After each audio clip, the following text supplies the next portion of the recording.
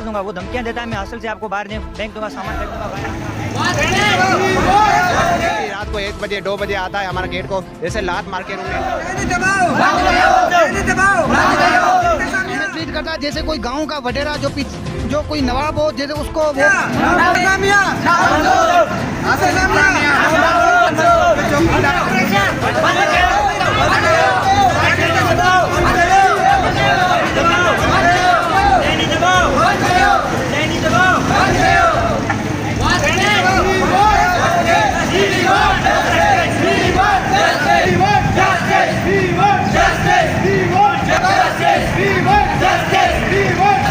हमारा ये मसला है कि हमारे जो हॉस्टल का जो वॉचमैन है वो कंटिन्यूसली हमसे बदतमीजी करता है, ना तो हमारे को हरासमेंट करता है।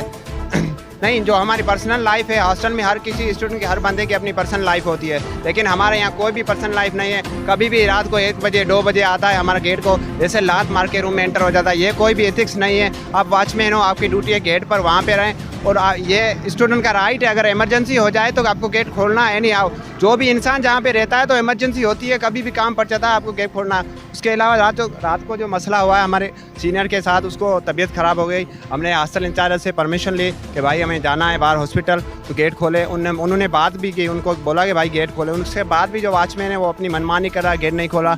हमारे सीनियर से लड़ने आ गया। हमने सब लोगों ने भाई बोला था, ने जब आप इंचार्ज को बोल दिया है कि आप हॉस्टल का गेट खोलें, तो आप क्यों नहीं खोले? बोला मैं नहीं खोला, जो तुमको करना है करना। उसके बाद हमें मजबूरन हॉस्टल का ताला तोड़ के गेट का उसको ले जाना कर, क्योंकि बंदे की जान से ज़्यादा कोई भी चीज़ नहीं है, इंपॉर्टेंट नहीं है। हमने ये बोला। उसके बाद पहले भी मेरे से भी ये वाक़या हुआ है। पहले एक दफ़ा हॉस्टल का जो क्लर्क है उसने भी मुझे मारा था, हेलमेट किया था, उसका भी मेरे पास सबूत है। हम खुद गए थे प्रिंसिपल के पास, हमने शिकायत दी कि प्रिंसिपल बोला कि वो बड़ा है। भाई राइट और रॉन्ग है ना, उसमें फ़र्क होता है। बड़ा हो चाहे गलत हो, जो गलत है वो गलत होगा। बड़ा है तो ये मसला नहीं कि हम स्टूडेंट पढ़ने आते हैं यहाँ पे, हम यहाँ पे आपका टॉर्चर सहने नहीं आते। आज यही मसला है कि आजकल जो भी बच्चे हैं वो मोस्ट ऑफ दी स्टूडेंट यहाँ पे हैदराबाद आते हैं बैचलर रहने, उसकी पढ़ाई में ये इंतजामिया ऐसी होती है, उसका बहुत बड़ा ये फैक्टर है, माइनस है, जो एजुकेशन को डिक्रीज़ करता है रेशो को। हम एला इख्तियार के डायरेक्टर ऑफ नर्सिंग सिंध से, हेल्थ सेक्रेटरी से, और जो भी एला इख्तियार है जो एजुकेशन है जो प्रमोट करना चाहते हैं, उससे रिक्वेस्ट है कि मेहरबानी करके ये मसला हमारा हल किया जाए। और इंडियन सीजे का स्टूडेंट हूँ, और आज हम यहाँ पे आए हैं इतना रिकॉर्ड करने कि हमारे जो प्रिंसिपल साहब है वो जब भी हम उसकी ऑफिस के अंदर जाते हैं वो हमें अंदर आने भी देता, वो हमें कहता है बाहर निकलो बाहर निकलो। वैसे हमें ट्रीट करता है जैसे कोई गांव का वडेरा जो कोई नवाब हो, जैसे उसको वो होता है।